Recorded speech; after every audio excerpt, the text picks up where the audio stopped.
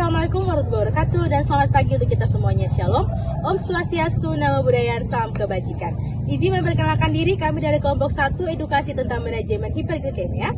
Saya sendiri Jeti Latu Putih, saya Nianti, Saya Agus Tirani. saya Alicia, saya Kartika Tesania. Selamat menyaksikan video edukasi kami. Dadah. Halo semuanya, selamat datang di video kami yang berisikan tentang edukasi pencegahan hiperglikemia. Sebelum itu kita harus tahu dulu apa itu hiperglikemia. Jadi hiperglikemia itu terdiri dari 3 kata: hiper, gli, dan glia.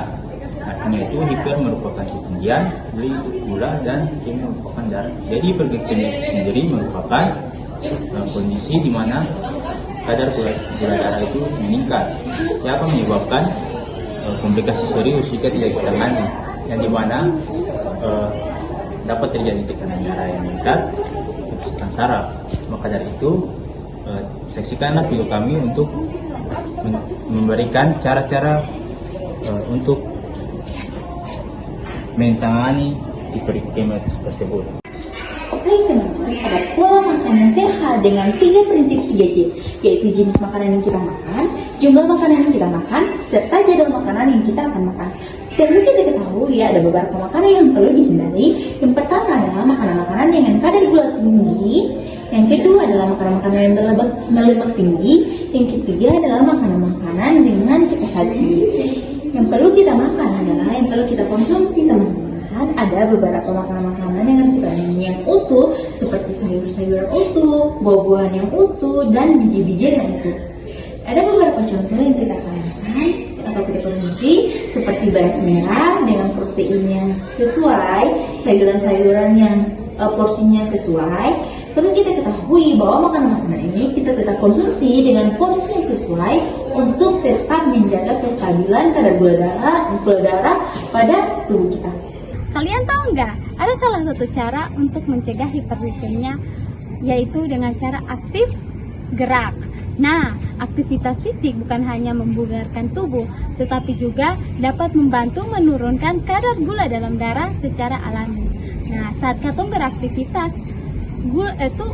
glukosa, tubuh menggunakan glukosa sebagai sumber energi. Jadi artinya semakin banyak katong beraktivitas, semakin banyak pula kadar gula di dalam darah itu yang terbakar. Selain itu olah aktivitas dapat meningkatkan sensitivitas insulin. Jadi insulin dapat bekerja secara aktif dan mengatur kadar gula darah. Lalu apa sih contoh dari aktivitas fisik? Nah, bisa dengan cara sederhana saja teman-teman bisa melakukan jalan kaki setiap hari di pagi hari setelah melakukan aktivitas maupun di sore hari selama 30 menit.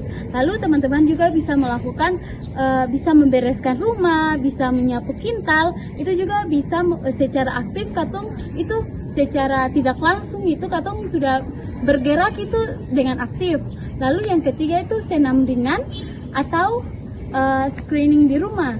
Jadi itu aktivitas yang dapat membuat katong peredaran darah itu lancar dan mencegah kekakuan otot. Baik, selanjutnya kita masuk ke tahap pengukuran glukosa darah secara mandiri. Di mana pengukuran glukosa darah sangatlah mandiri, sangatlah penting bagi pasien yang berisiko maupun yang sudah terkena diabetes. Baik, saya akan menjelaskan tahap-tahap pengukuran glukosa darah secara mandiri. Yang pertama itu kita harus mencuci tangan sebelum melakukan pengukuran glukosa darah. Selanjutnya menyiapkan alat untuk pengecekan glukosa darah.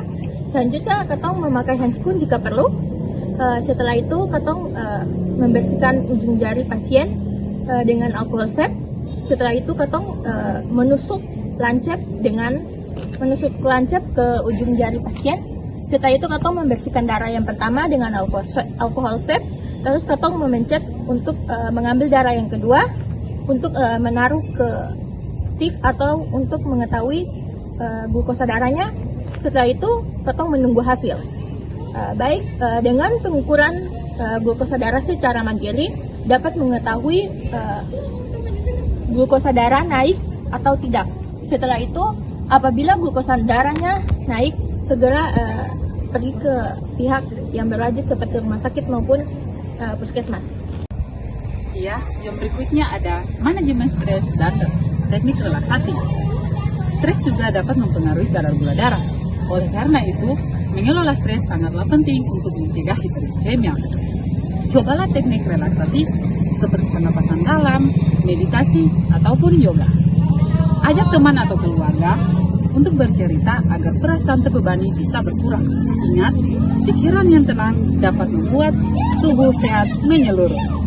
Kesehatan adalah kunci investasi masa depan bagi kita semua. Kenapa? Karena itu sangat berguna bagi masa depan kita. Di antara beberapa langkah, misalnya itu mengatur pola makan dengan 3J, jenis, jadwal, dan jumlah. Untuk itu kita mengatur atau pola makan itu karbohidrat kompleks serta nutrisi yang baik bagi kehidupan kita. Kemudian yang kedua itu adalah melakukan aktivitas fisik. Aktivitas fisik yang dimaksud itu olahraga, misalnya jalan kaki, jalan cepat, kemudian kita mungkin bisa lari, bersepeda, dan berenang. Dan kita mengatur memantau atau mengatur kadar glukosa darah kita. Seperti kita memeriksa di puskesmas, rumah sakit untuk mengetahui bahwa kadar glukosa kita itu termasuk normal atau tidak. Dan yang keempat itu adalah kita mengolah stres.